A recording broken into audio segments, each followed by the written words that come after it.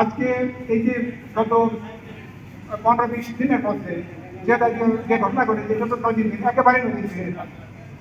তো এটি কি কারণে হয়েছে, কেন হয়েছে, এগুলো আপনারাই জানেন, এগুলো বিষয় আমরাই জানি।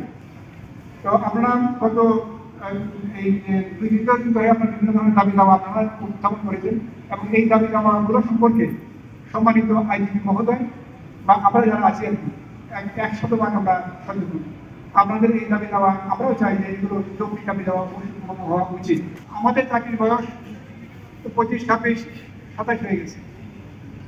এই দীর্ঘ সময়ে কতগুলো অফিসারদের সাথে আমাদের যারা অধীনস্থ যারা আছে কখনোই সম্পর্ক আমরা খারাপ দেখিনি। সবসময় একটা আন্তরিক সম্পর্ক রেখে আমরা বজায় রেখেই আমরা কাজ করেছি। এই মুহূর্তে আমাদের যে কাজগুলো যেগুলো আছে আমাদের যে এভাবে তো বসে থাকে যাবে না, তাই না? আমরা যেহেতু সরকারের গুরুত্বপূর্ণ বাহিনী, যেমন একটা রাষ্ট্র অন্য কোনো বাহিনী না হলেও আপনি চলতে পারে, কিন্তু পুলিশ ছাড়া একটা দেশ চলতে পারে না। এটা আমরা যখন বুঝি, আপনারা পুলিশ ডিপার্টমেন্টে আপনারা বুঝবেন যে একটা দেশ পুলিশ ছাড়া চলার কোনো সুযোগ নেই। এখন আমরা পুলিশে আছি, অন্য যে নামে হোক এই পুলিশ বাহিনী এই যে পুলিশের জব আইন করে কাছে যায় এই দায়িত্ব কারণ থাকতেই হবে।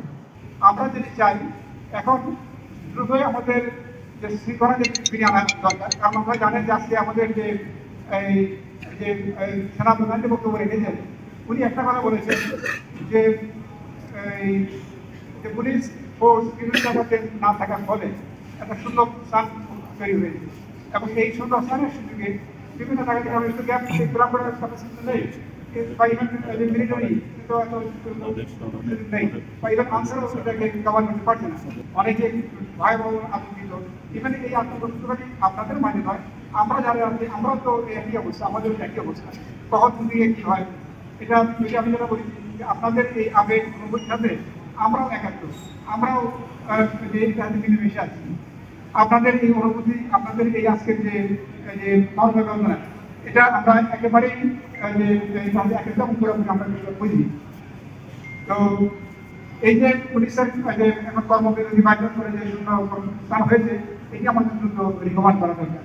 যে ঘটনাগুলো ঘটেছে আপনাদের দাবি আমাদের কতগুলো আছে, যেমন এই ঘটনাগুলোর যে উপযুক্ত তদন্ত বিচার তাদেরকে আমরা যারা ক্ষতিগ্রস্ত হয়েছে বা এখানে যারা এই ঘটনায় যারা আমি তো এই যে দুর্ঘটনা যে যারা নিহত হয়েছেন তাদেরকে আপনার ওয়েলফেয়ারগুলো দেখান, তাই না? এরপরে আপনাদের আরও সরকারি নেই আমি আপনার বলেছি এগুলো। তো এই প্রতিটা দাবি দেওয়া ইনশাল্লাহ আমরা বাস্তবায়ন করব। আমাদের এখানে ইতিমধ্যে দুজনকে প্রদান করা হয়েছে। আপনাদের কমিশনার তিনি আমাদের পাশে আছেন, আমাদের আরো কিছু অফিসার যারা দীর্ঘদিন অবহেলিত নিগৃহীত ছিল তাদের কিন্তু মানে তাদের যে প্রফেশনালিজম, তাদের যে পেশাদারিত্ব সেটা মূল্যায়ন করা হয় না। কোথাও যে আইন শৃঙ্খলা বিধির পাঠায় তাহলে আমাকে পর্যাপ্ত ফোর্স বাড়াতে হবে, তার কমান্ডার থাকবে, তার চেইন অফ কমান্ড থাকবে, তার যেভাবে গ্র্যাজুয়াল ইউজ অফ ফোর্স করতে হয় সেটা থাকবে। কিন্তু আমাদেরকে আসলে সেই অনেকগুলি আমাদের উপর চাপে দেওয়া হয়েছে এটা আমি মনে করি, এবং যে কারণে আমাদের অনেক সদস্য এই যে সদস্যরা মারা গেছে, এই যে দুর্ঘটনা হয়েছে, এই যে বড় বড় দুর্ঘটনা ঘটছে এবং আমাদের সদস্যরা এখনো আমাদের তাদের সৎকার করতে পারি, তাদের এখনো আমরা তাদেরকে দাফন করতে পারিনি। এটি কিন্তু আমাদের জন্য বড় একটা মানে আশি কর্তব্য।